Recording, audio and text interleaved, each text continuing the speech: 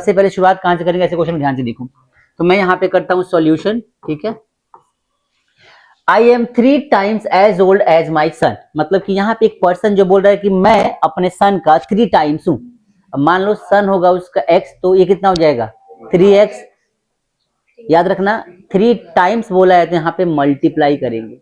अगर बोलेगा 3 साल बाद, 4 साल बाद, 5 ईयर्स अगो, तो वहां प्लस माइनस का कॉन्सेप्ट आता है। बात समझ में आ गई, ठीक है सबको। अब बोला है I am 3 times as old as my son, ठीक है। तो सबसे पहले लेट कर लो, let the age of mine. मैंने अपना लिखा तो x लिख लिया। अच्छा प्रेजेंट एज होना चाहिए, कौन सा age, present. Let the present लिखो यहाँ पे, present age of mine be x, और लिख दो सही से, let the present age of mine, होगा ना mine,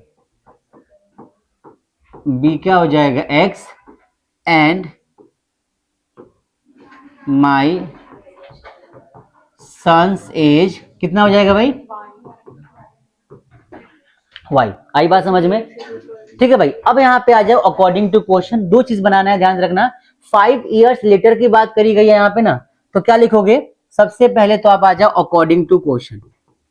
according to question ATQ, ठीक है। क्या बोला है सबसे पहली बात, I am 3 times as old as my son. पहला रिलेशन तो ये बोला है, तो उसका क्या हो जाएगा कि मान लो x is equal to Y. अब ध्यान से सुनो, x is equal to Y का मतलब क्या होता है कि जितनी एज है फादर की उतनी एज हो गई सन की, x is equal to Y.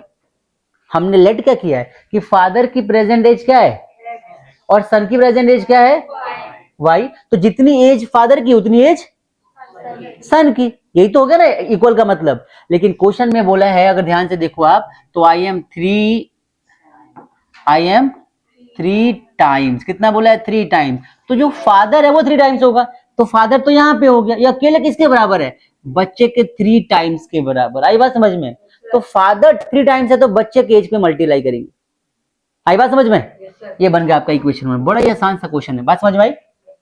अब फिर से सेकंड पार्ट में क्या बोला हमसे, अकॉर्डिंग टू क्वेश्चन। दो केस क्लियर, केस 1 हो गया, तो यहाँ पे लिख दो केस 1। यहाँ पे क्या ले लोगे, केस 2 ले लो। यहाँ पे केस 2 में क्या लिखोगे आप, अब बोला है कि 5 इयर्स लेटर, 5 इयर्स लेटर, तो 5 साल बाद की पहले एज निकाल लो। तो देखो 5 इयर्स लेटर, 5 इयर्स लेटर हम लिखेंगे फादर्स एज, और यहाँ पे क्या लेंगे सन्स एज, ठीक है भाई। तो फादर का एज जो प्रेजेंट में था वो x था, 5 साल बाद की बात करी जा रही है, तो ये जो 5 इयर्स लेटर बोला है इसका मतलब कि हम इसमें क्या प्लस करेंगे 5, तो x प्लस में 5, इसका क्या हो जाएगा y प्लस में, सुनो सुनो सुनो पूरी बात सुनो, प्रेजेंट एज के 5 साल बाद की बात कर रहे हो तो वो तो हमारा यही बनेगा ना। ध्यान से सुनना, प्रेजेंट एज जो भी था उसमें 5 साल बाद जा रहे हो, तो 5 साल बाद जो फादर का एज है वो क्या है पहले वो देखो। तो प्रेजेंट एज जो देखो, I am 3 times as old as my son, तो यहाँ पे ना जो फादर का एज है वही कितना दे रखा है x is equal to 3y, और इतना। अब क्या बोला है, I shall be 2.5 times as old as my son. कब 5 साल बाद का रिलेशन बनाएंगे, तो भाई दोनों की 5 साल बाद एज हो गई। अब अकॉर्डिंग टू क्वेश्चन जो इसमें रिलेशन बोला है वो क्या बोला है, ध्यान से देखो। तो मैं अगर लिखूं कि x प्लस 5, क्या बोलूं अगर मैं कि x plus 5 is equal to Y plus 5, इसका मतलब क्या हो गया कि दोनों की एज बराबर हो गई 5 साल बाद। भाई जितना एज फादर का उतना एज बच्चे का, दोनों का एज बराबर हो गया ना। लेकिन हमसे बोला है कि 5 साल बाद एज का क्या रिलेशन रहेगा, 5 इयर्स लेटर आई शैल बी, जो फादर होगा कितना 2.5 टाइम्स, 2.5 मतलब कि 5 बच दो 5/2, 2.5 का मतलब होता है कि 2.5, 2.5, जिसको 5/2 लिख सकते हैं। तो फादर जो होगा वो क्या हो जाएगा बच्चे के 5/2 टाइम्स के बराबर हो जाएगा। ये बन गया इक्वेशन सेकंड। आई बात समझ में आपको।